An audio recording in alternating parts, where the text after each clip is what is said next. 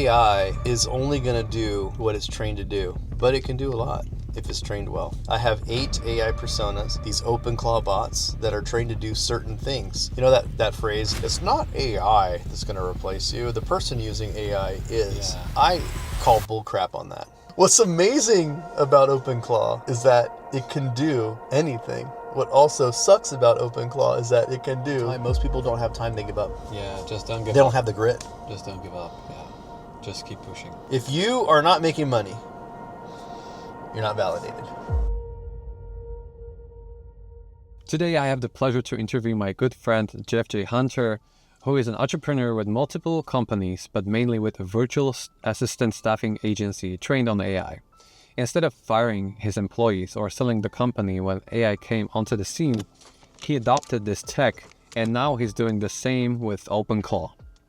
If prompted well, OpenClaw can be like 10 virtual assistants working 24/7, but here you are installing this tech into your Discord and teaching your team how to use it. That brings me to my first question. Why not just fire everyone and let OpenClaw do everything for you? Well, first off, one of the things that I think is very important is you have to understand that the AI is only going to do what it's trained to do, but it can do a lot if it's trained well. But one thing that AI cannot do is care. And I think that also one of the issues with AI is that, at least for now, before it becomes too sentient, it can only do what it knows and thinks works. So from a marketing perspective, as you know, once everybody starts doing what works, it stops working. So I think that we have to understand that AI is a great tool, and yeah, it's definitely going to steal a lot of jobs. Anybody who says, that phrase, it's not AI that's going to replace you, the person using AI is. Yeah. I call bullcrap on that. Really? Yeah. AI can absolutely take most jobs. And matter of fact, I've got AI working so good that I can already think of a few people on my team it's more useful than. Yeah. And I'm training them up to do new things. So I think in all reality, the important part is training your people how to use AI is probably the most valuable thing you can do in a business. Every CEO, every entrepreneur that I know, that I talk to, they don't want to play around with AI all day. They want to have somebody who uses the AI to get results. Yeah, I totally agree with this point. So for now, at least, it's people that use AI that are valuable, but still they can get replaced in the future. Well, I have 3 people that use one of my AI bots, AI employees. We call them, they're OpenClaw AI personas is what we call them. They're basically agentic AI personas. AI persona is something that I created 3 years ago. It's basically a hyper-personalized version, like a human almost, that's trained on a very specific skill set or multiple skill sets. And I think that's really the future. And like for me personally, I have 8 AI personas, these OpenClaw bots that are trained to do certain things. I've got one that's really good at doing front-end design, can create web pages really quick. I showed you earlier during lunch.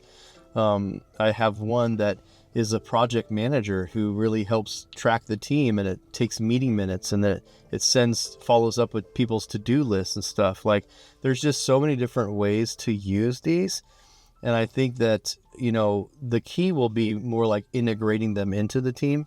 One of the most important things you could do is actually have one of these, fire up your own AI employee, give it your team dynamics, and then say, where could you help my team?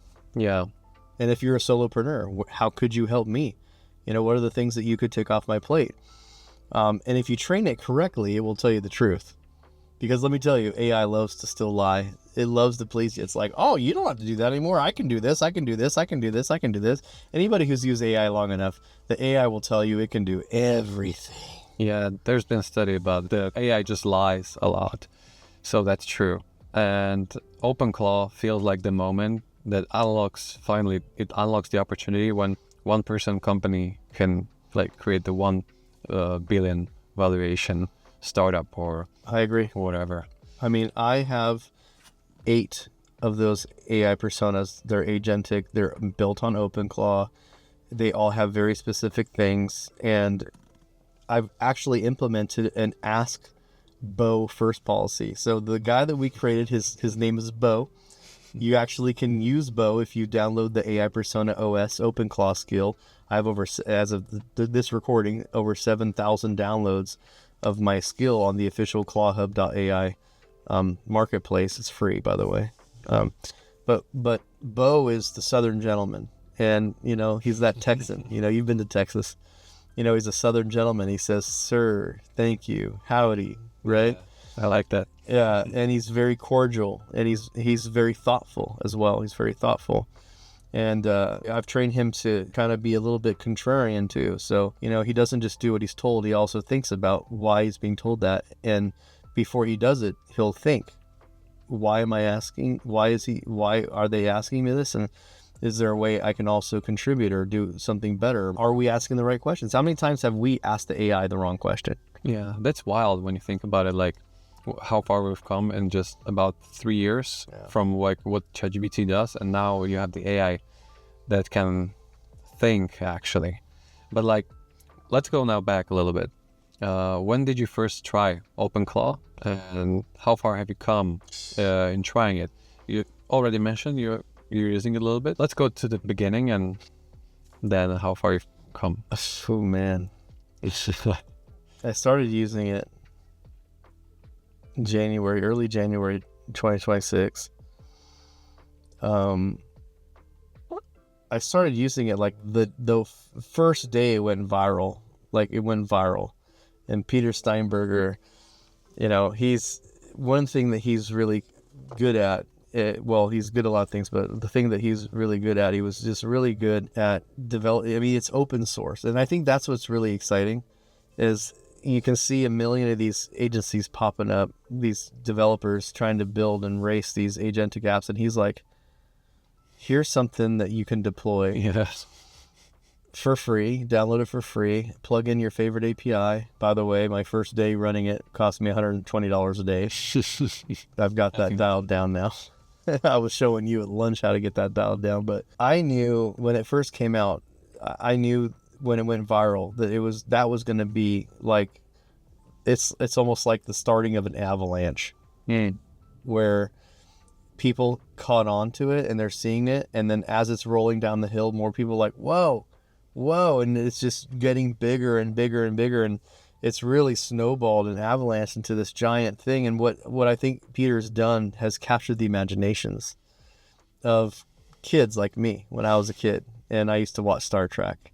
And I used to watch Data, and I used to look at all the androids and all the robots. And, like for me as a child of the 80s, I'm dating you a little bit, but we had the most cool robot movies about these living, breathing, talking robots. And like in me, that's my culture. Like I have had very few nights of full sleep since OpenClaw has come out because I've been obsessed. I've been building with it. I've already published 8 skills that people can download for it. I've met and hung out and spoken with Peter Steinberger in San Francisco at the launch, right next to Ashton Kutcher, because he was there too. He's obsessed, trying to invest. I was there before Peter got swallowed by OpenAI. Yeah. So this is a dream of mine coming true. Yeah. And so you personally met Peter, the creator of OpenClaw. Yeah. How is he as a person? He's honestly cool. He's cool. By the time I got to him, he had probably drank a few too many. I mean, it was a launch party. It was in San Francisco. I can imagine. San Francisco, Frontier Tower. Shout out to my boys at the Frontier Tower, Pat, who just so ironically, the launch was at the Frontier Tower, and one of my past friends and I've done some business with now is like, basically him and a couple of his buddies are like running the tower now. But it was just funny how the world works. The same people, I'm very blessed and fortunate. I grew up here near the Bay Area, in San Francisco area. And, I've got to see so many technological advances. I was the MC at the launch party for Twitch TV. I helped come up with a name back when it was Justin.tv. I worked with Riot Games for League of Legends. And, Smite. I helped work on Smite here in Palo Alto, where we're at right now. Like, I've always been in technology and gaming and IT my whole life. So for me, this is the extension. Like, this is what I've been waiting for my whole life. Like that, I feel like I was born at the exact right time to appreciate and to know how important and impactful it is. And also, I know that this window is not going to be forever. And like, if I think about what my legacy is going to be, it's going to be AI employees. Yeah, I agree. And what you said about like the Bay Area, I'm gonna quote Delia here. If she wants to move to San Francisco, so she's closer to AI, and it's so true. Although it's funny that the world is so remote, like you can be anywhere, work with anything, but still all the tech and AI innovations just happen here. So that's why I love coming here as well, you know.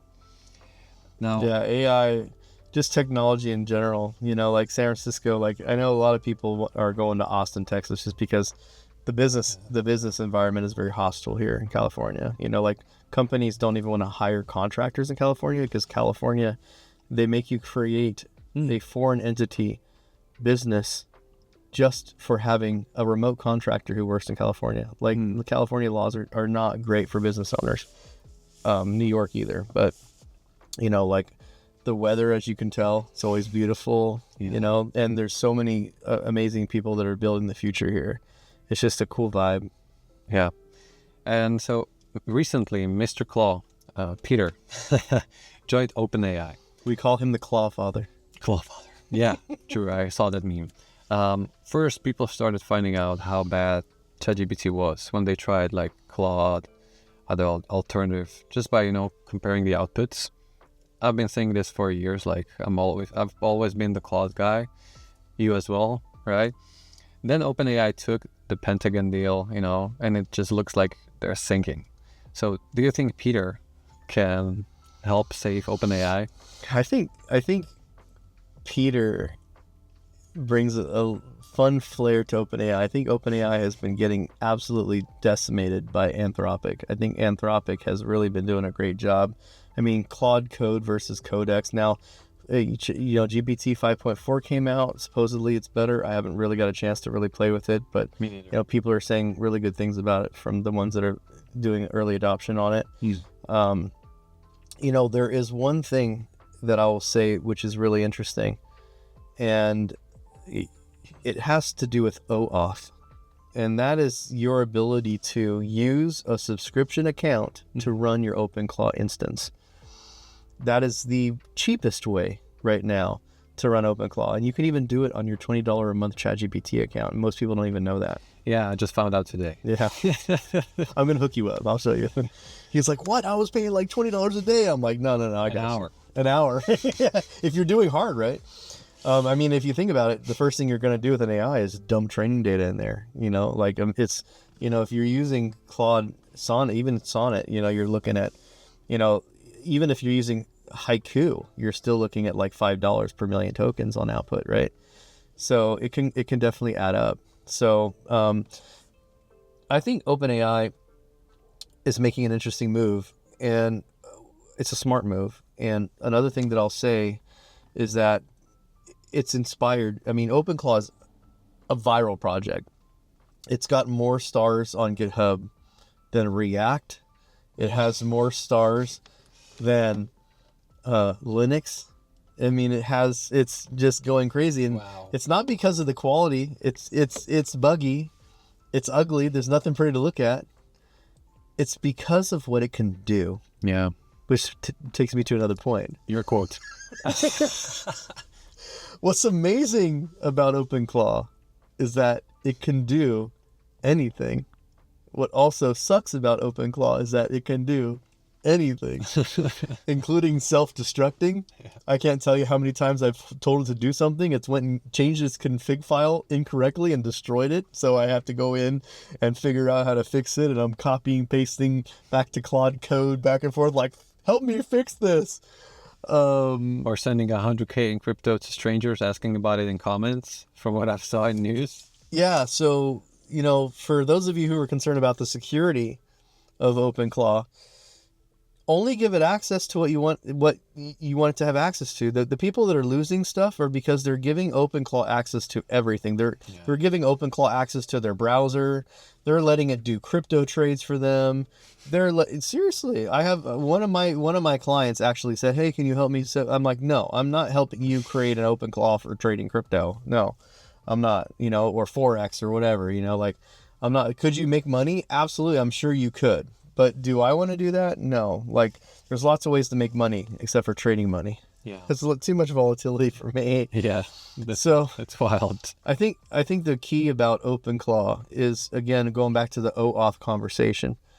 Claude, Anthropic, Google Gemini, both of them now have been banning users who are using their OAuth. In other words, you're not using the API, just using your subscription to run OpenClaw. Okay. So for those of you who don't know, what that means is instead of using an API and paying for that usage, you're letting it use like you are typing into ChatGPT or typing into Claude or typing into Google Gemini. You're just letting it use what is included in your plan, in your membership. Well, this is my thing. If they already have limits on how much you can use the plan, then they should change the plan, not ban people. They're like, hey, these people are using the hell out of the plans. It's the plan. If the plan gets API rate limited or whatever, then they get rate limited. Yeah. But don't punish people and ban them for just using the damn plan. So Anthropic banning people, Gemini banning people. Then you've got these Chinese models like Kimi K and Mini Max who are like, go crazy. Yeah. Enjoy yourself. Now they're not as good. Yeah, they're not as good. But now here's the interesting part, and I'll give you guys a quote that I found. I'm a lurker. I like to look and see, because Peter is very active on X. X is where you want to live if you're an AI. Yeah. And Pete, he responds to my tweets and stuff. Like, he's very active, dude. He's cool. But what I thought was really interesting was somebody had posted a screenshot of them getting banned on Google Gemini after they had moved from Claude because Claude banned them. Claude banned them from using OAuth. Gemini banned them from using OAuth. I'm sure they were using the hell out of it. But then someone commented and said, yeah, well, now I'm afraid to use my OpenAI because that's really the only useful one I have left. And Pete Steinberger replied back and he said, they have a vested interest in OpenClaw and I don't see that happening. Now, that might, maybe that's not the official position of OpenAI, but considering that Peter Steinberger's coming in, I have a feeling that OpenAI is going all in on OpenClaw and agentic AI. Yeah, me too. Feels like it. And it's a smart move because that the future is agentic AI, and OpenAI, by acquiring the OpenClaw project, instantly gained the largest audience for agentic AI mainstream. Yeah. True. That's huge. You've been going all in on OpenClaw. When did that happen? Oh my gosh. I have to take you back. I have to take you why I'm all in on OpenClaw. Let's go back.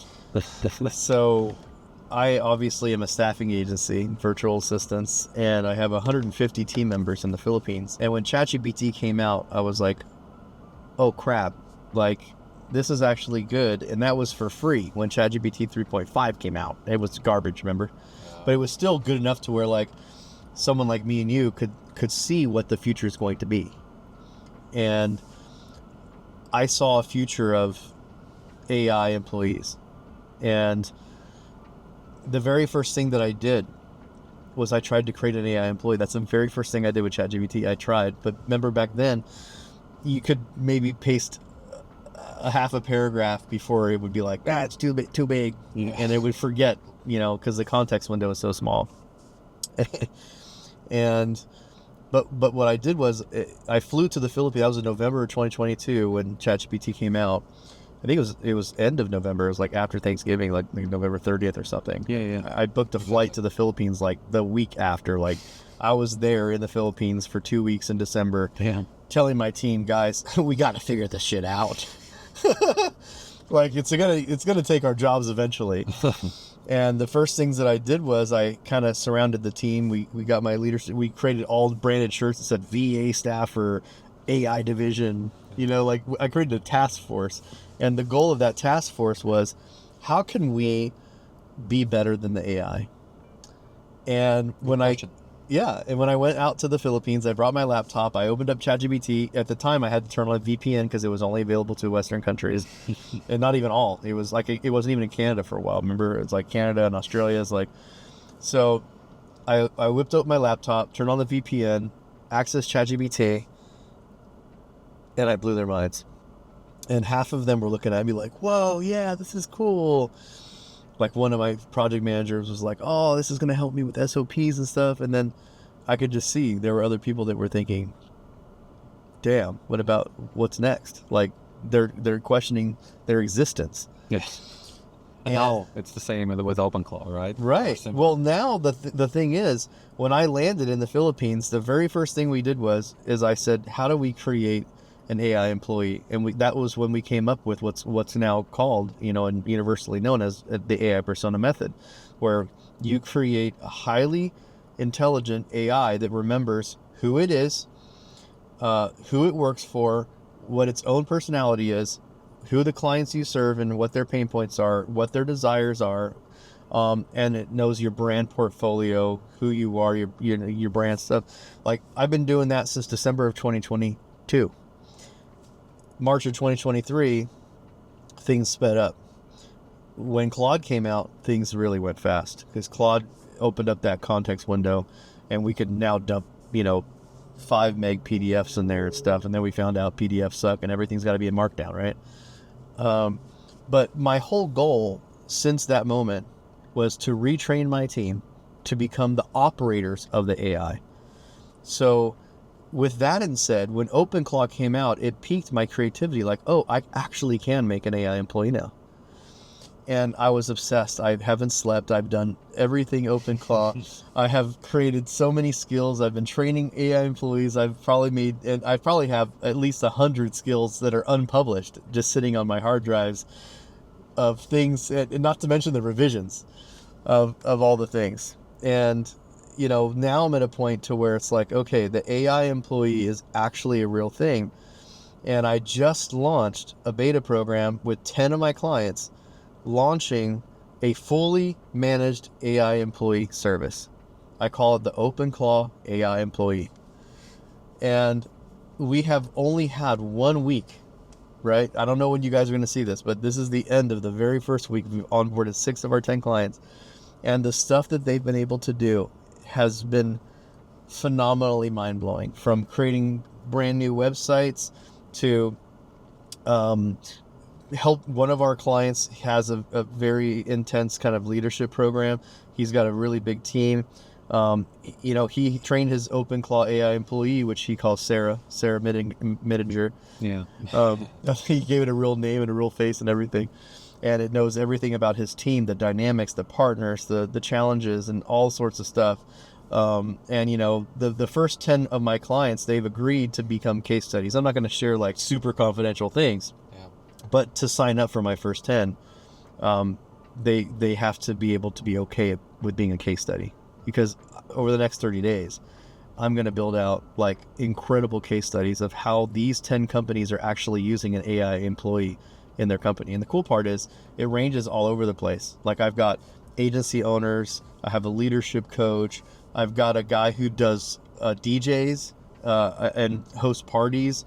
The people are just all over the place. So we're going to have some really cool use cases. Yeah, so basically you created like 100 skills for OpenClaw, started using it yourself, your employees started using it, and now you're selling it as a business. That's a lot for just like 6 weeks. Yeah, 6 weeks, 2 months. Yeah. So what are your future plans with OpenClaw? Like, what are you gonna do in the next year or two?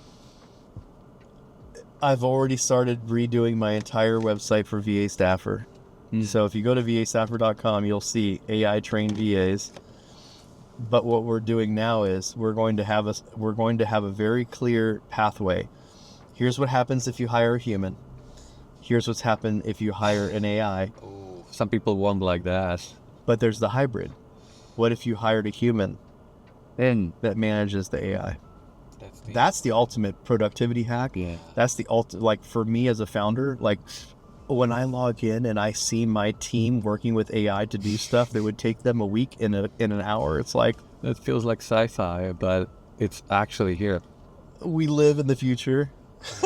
We are finally at Jetsons. Like the only thing now is the cost of robotics. When robotics comes down, I'm not Nostradamus. I don't have a silver, I don't have a crystal ball or some sort of silver spoon I can rub to see the future. Like, I just know this because I've been in IT my entire life. I live here. I grow up here in California, in Silicon Valley, where everything that we use today was born, technology-wise. We are very close to having true Jetson society where we have robots, just like Star Wars predicted, and 50 years ago, just like Star Trek predicted even further back than that. It was 1960s whenever Star Trek came out with robots and the android and Will Robinson. You don't even know what that is. I'm not sure now. Will Robinson? No. The Robinsons.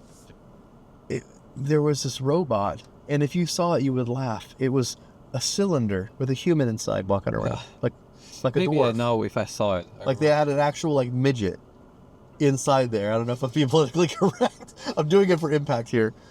That walked around in this little thing, and it had little robot arms, and it was like little tubes with little, there's a dude inside, and it had like this little, and it was like danger, Will Robinson. Like we're already past that. Oh, now that you're saying it, I think I saw some TV show with that name, Will Robinson. It's a TV show. Will Robinson was the kid that the robot was trying. Oh, that's right. They made a remake movie of it, so you've seen it. That's what I saw. Yeah, you saw it. I forgot they made a remake of that movie. So now, yeah.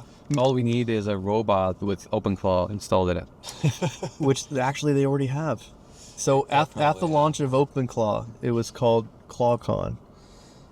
They already have people that had these little tiny lobsters, little crabs and lobsters that they had already put in OpenClaw instance, and OpenClaw was in there, and it's an agent, and agentic AI is the future. When you have agentic AI personas where you're basically creating a soul.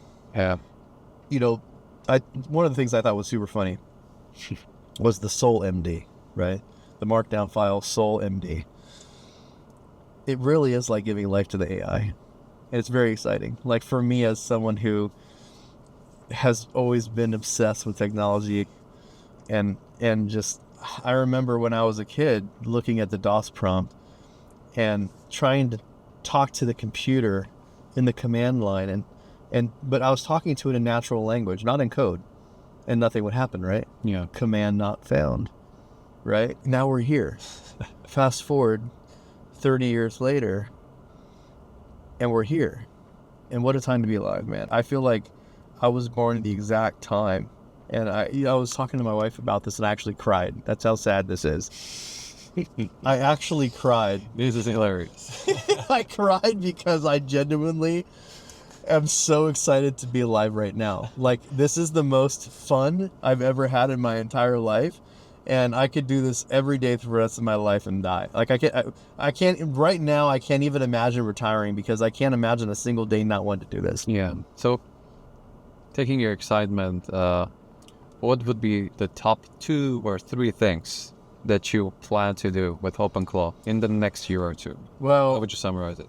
Definitely these 10 AI employees that I've got right now, I really want to build out for the next 30 days, like really good use cases, and show people how these AI employees can be done. And also, I'm actually working on a more secure OpenClaw type of a web-based closed claw. It's closed. We're actually calling it Boobot, like a ghost. But it'll have a soul. And it's going to be really cool, and you can use any type of model you want inside of it. It'll have support for lots of different things. But the thing is, for most of my clients, OpenClaw is too much. Boobot will have browser capabilities that are much better than OpenClaw. OpenClaw, depending on how you're using it, the browser sucks. And if you're using a VPS, sometimes you'll get flagged. So I think the beauty of agentic AI here, if you're using OpenClaw right now, just know that it just had its 3-month anniversary.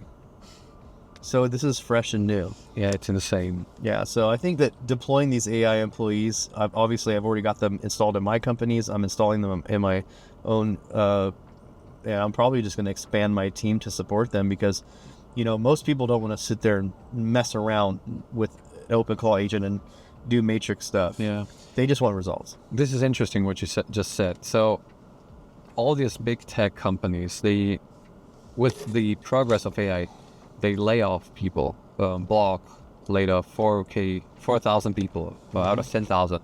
You're actually thinking of hiring more so they can learn AI and you can just expand your whole business.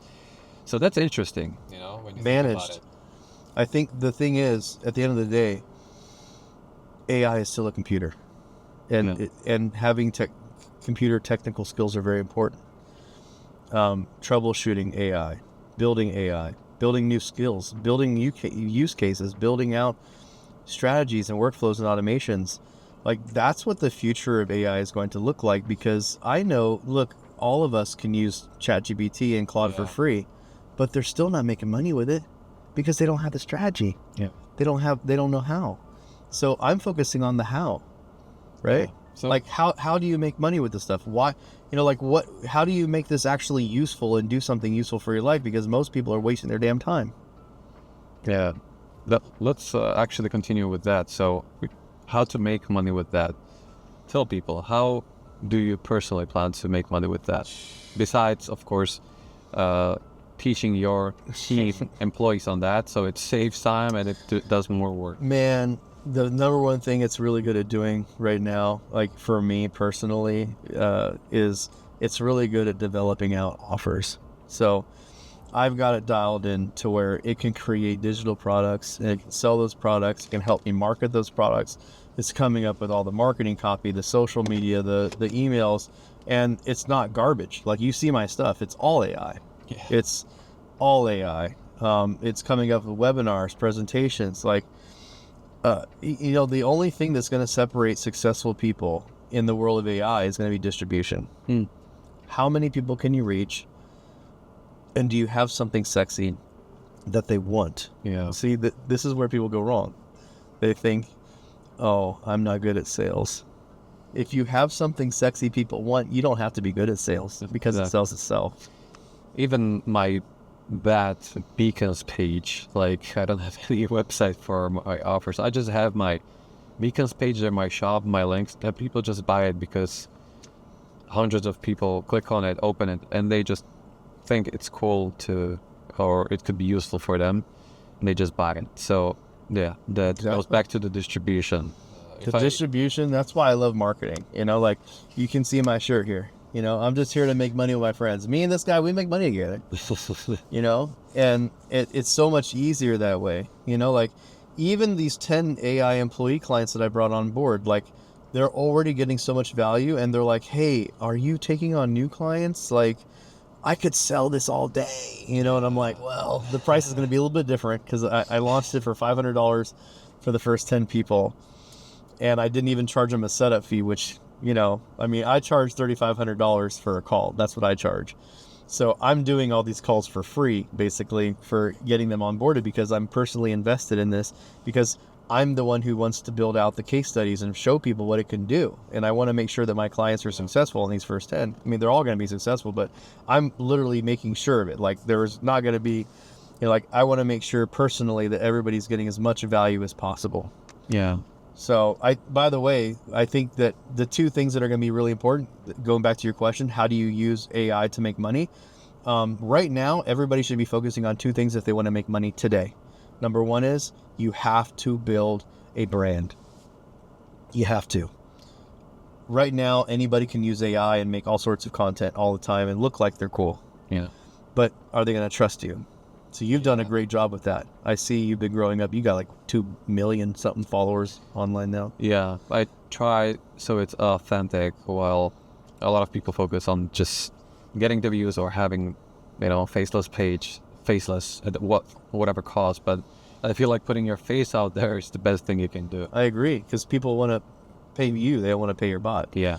Even Julia McCoy, who you know. Julia McCoy, who most people wouldn't even know that it's her AI, because she's done such a good job. She's really good at it. Right? Yeah. She's done such a good job, but nobody wakes up and says, I wonder what Renee's bot's going to say today, or what Jeff's bot's going to say today, unless that's the pitch. Unless the pitch is, look at this bot that looks like me and talks like me. It just might be the next best thing. The Slim Shady. But anyway, so number one is you got to build a brand, whether that's on social media, email, whether that's on, think of all the channels, LinkedIn, Instagram, like just growing all of your channels. And you don't have to do all of them, just do one. Like, I'm really good on Facebook. Facebook has been my bread and butter. LinkedIn does really well. I also do really well offline. You and I are both speaking at events. We're working with clients. We're doing that kind of stuff. So brand, you can use the OpenClaw. You can use all these AI agents to do the brand. Number two is community. You want to have people that they actually want to buy from you, and they trust you and they like you. A lot of people get the brand and community mixed up. They're very similar to each other, but it's really important. The brand should build people into the community, right? If you have a good product, that's incredible. If you have a good product with a strong brand and a stronger community, man, killer. But if you have a product with no brand, no community, it's really hard to sell. Right? You're going to have to be forced to sell. You have to buy ads. You have to do paid traffic. You got to collab with people to try to sell your stuff. No, man. Distribution. Yeah, I wouldn't realize solely on paid ads. It's tricky. It's expensive until you find that angle where you can have positive ROI. So, not to mention, you get your my offer for AIMoneyGroup.com. It's blowing up. I was spending only $100 a day on ads, and I was crushing it. I was getting like 4 or 5 sales a day. And my group, that's good. Yeah, it was like $50 a month for that subscription. Okay. $49.99, $49 a month. It's good ROI. Yeah, so I'm getting basically 100% ROI. Yeah, I'm spending $100, I'm getting $200. But here's the thing, it's more than that, because that's just one time. My churn rate, is amazing. Yeah, several months at least, right?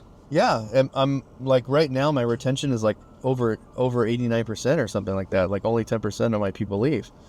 Yeah. So, yeah, you should put like $1 million in those paid ads to get $2 million back. I want to, and then they shut my ads account down. Oh shit. That's where I was going with that. Okay.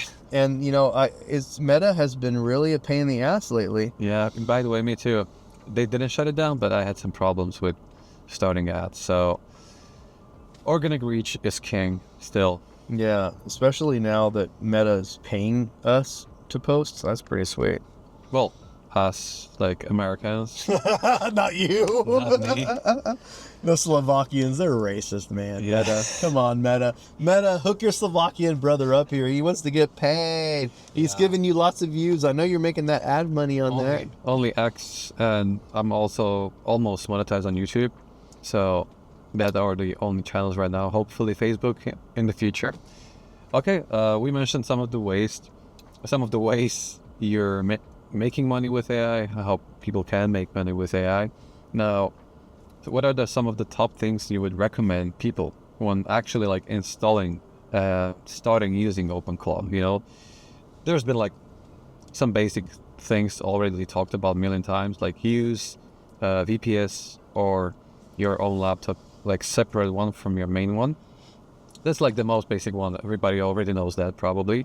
Not really. I would definitely say don't use your own laptop that you're using. Like use it, like that's why the Mac Mini's all sold out, because the Mac Mini, you used to be able to get them for $400. Now, it's like, if you can find them, they're $500, $600. Yeah. The RAM, it's like the RAM story as well. Yeah. It's crazy. Like, yeah, well, even NVIDIA has the Spark, which is their AI supercomputer. It was $4,000. Now they've announced it's now going to be $4,600 because of the RAM shortage, memory shortage. But the first thing I would do is I would grab something to play around with. By the way, the cool thing about OpenClaw is that you can get it working on an old laptop that you have in a closet that you upgraded 7 years ago. You get your old one out, and wipe it clean, and put Ubuntu Linux on it, and just play around with it. Just play around with it. Now the thing is, it's not going to be very secure. Make sure you're using Tailscale. Tailscale is a great VPN service, and it's free. I still can't believe it's free. They let you put like 100 machines on there for free. VPN or VPX? VPN. Why Virtual VPN? Private Network. Because the way the OpenClaw works, it has a gateway that it connects using the internet. Mm-hmm. So, for example, you connect to the web to it. You can connect WhatsApp, Discord, Telegram, whatever, and those ports are open. So, what you want to do is you want to lock down your gateway so no one can access it except for you. And the way you do that is by creating a virtual private network between you and your actual OpenClaw server. Okay, that's a good one. Yeah, so Tailscale is the way to go. I've got like 20 machines going right now because I've got 8 AI employees for me personally and my team, and I've got 12 for my clients. So I've got all 20 of those on a Tailscale account. It's probably not smart. If my Tailscale account ever got compromised, that's not a challenge to you hackers out there. Yeah, but it's a really interesting time to be alive. You know, like. And I would just say, too, just like, yeah, you're going to mess up. Do not put your Google account that has all of your emails forever. Do not put your Stripe account. Do not leave your browser logged in. Use a browser that, doesn't have a Chrome profile. No MetaMask or Solana wallet. Don't put your crypto on there. And just play around with it. And just know... I'll leave you with 2 things. There's 2 things that are really important to know about how OpenClaw works. There's session memory, which is, let's say you're on Discord and then you're on WhatsApp, or maybe you have 2 Discord channels, or maybe you're on Slack or whatever. Every time you start chatting with it in that specific channel, that's session memory. So that's the stuff that after the context window gets full, it will flush and it will lose memory about. So if I had it in Slack and now switch to Discord, it would basically start over? It would start the session memory over, which is what you were talking about in 1. Now, there's that, so that's a perfect example of session memory. Number 2 is persistent memory. Persistent memory is what is actually saved to the files that it recalls, so it understands about what you're doing. Something that I'll say, which is one of the reasons why I built the AI Persona OS in the first place, is that it's very easy for you to give it too much information, and every time OpenClaw goes to do something, it pulls all that information. So you're going to have a lot of token, right? You call it whatever. You could literally fill that, whatever that sound was I just made, fill in the blank of whatever dirty word you want in there, right? Like token burn, token slap, token shit.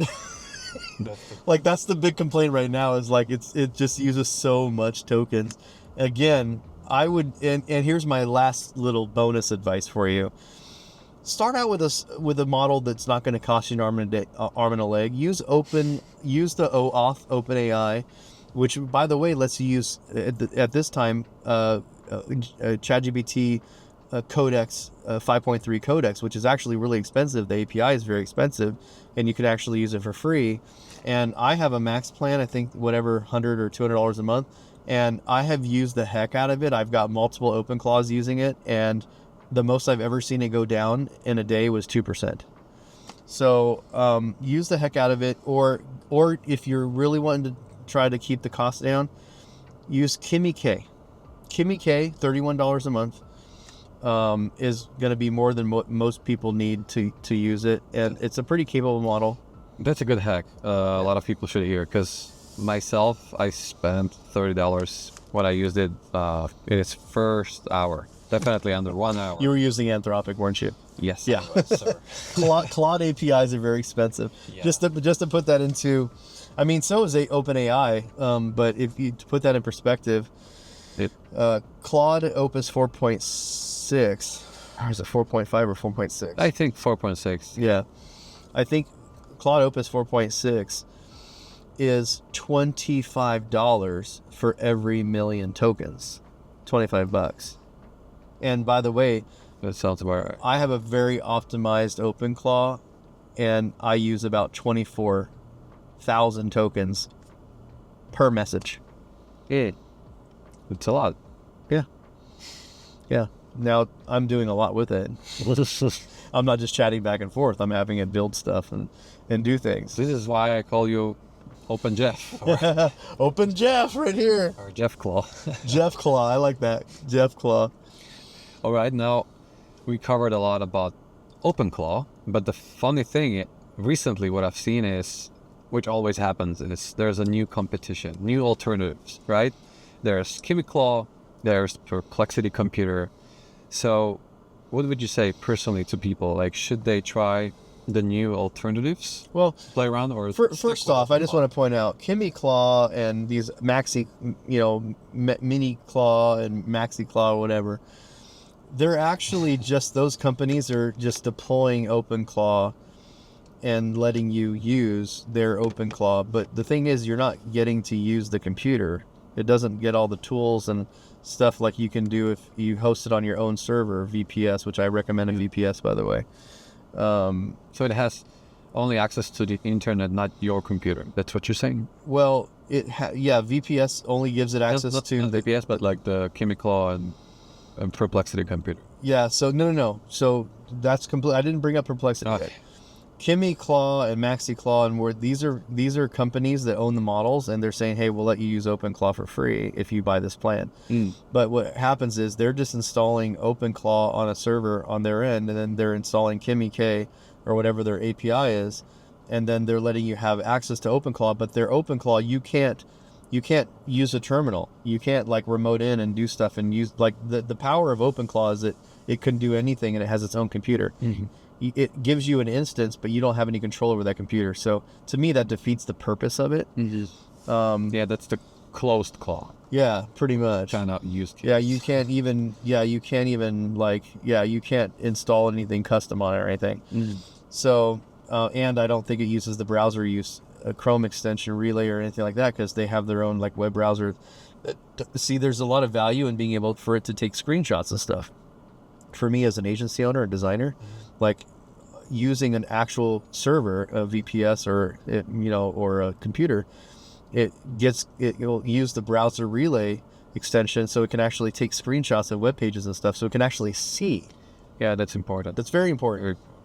So that's what KimiClaw and those other things are. But Perplexity Computer, now we're talking something different. Yeah. Perplexity Computer and Claude Cowork, they actually take control of your computer. And even the Comet browser, which I think is probably the most underrated tool agent out there, where Comet browser just literally, you type what you want it to do. Like, I'll give you two examples. One of the things I had to do was I had a bunch of people buy my managed OpenClaw service, which is I call it the OpenClaw AI employee.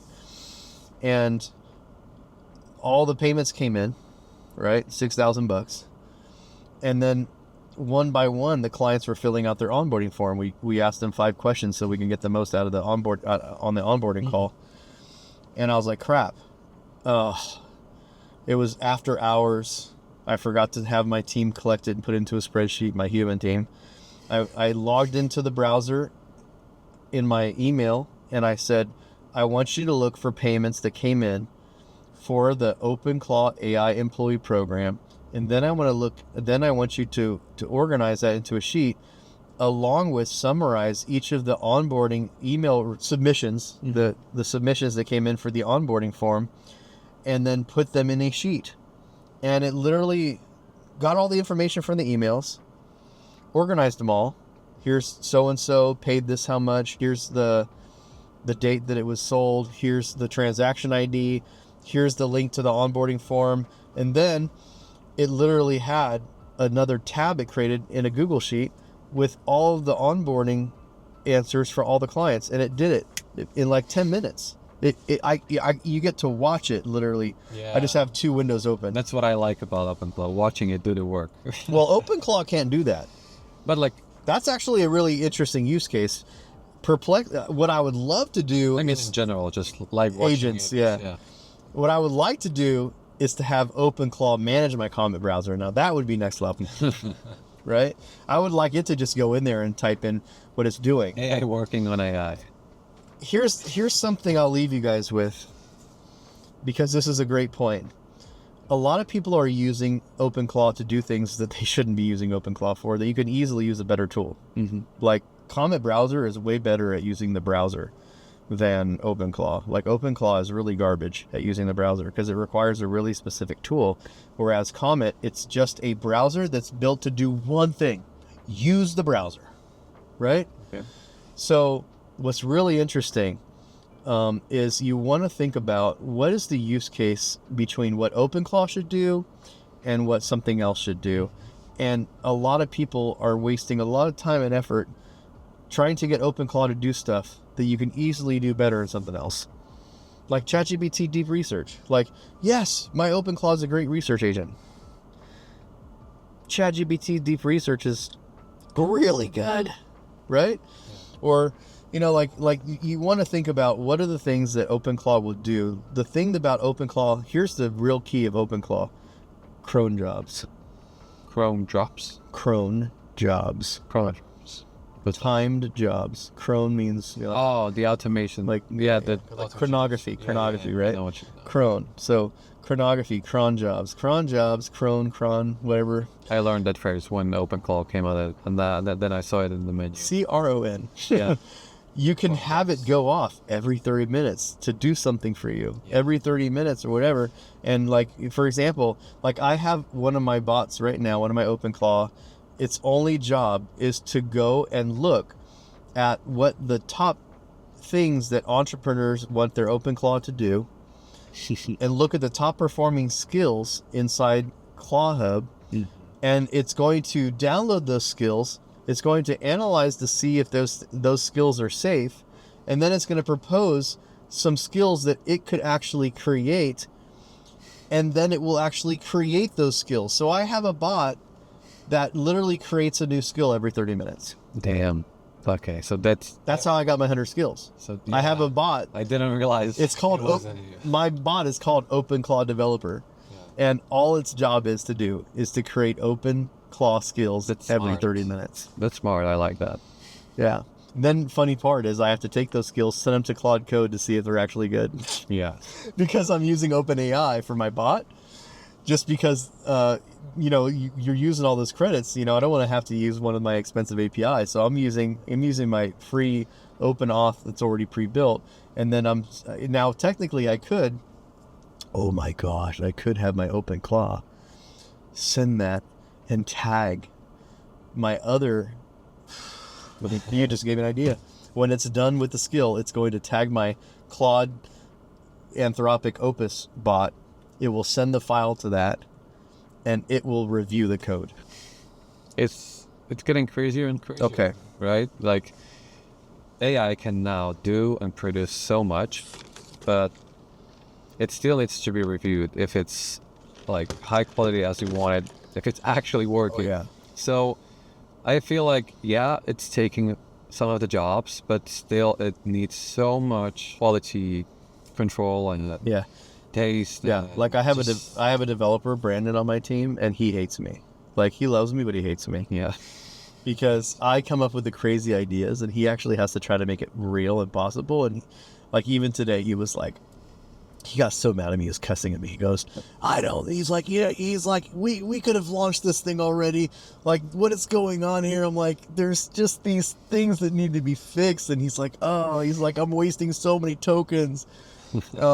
Because I keep going back and I'm like, this isn't right. And my developer, and this is the thing too, this is why I think it's really important to have different dynamics. Like I'm a marketer and I have an IT background, but I'm not a developer or coder. Yeah. He is a coder. He has zero marketing background at all, but he understands business. That's the best combo. Yeah. These So people.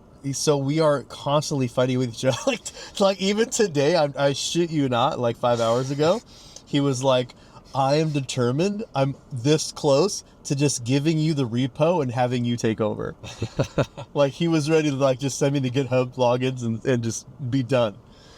And that's sometimes what it takes. Like that's how like the project's getting done.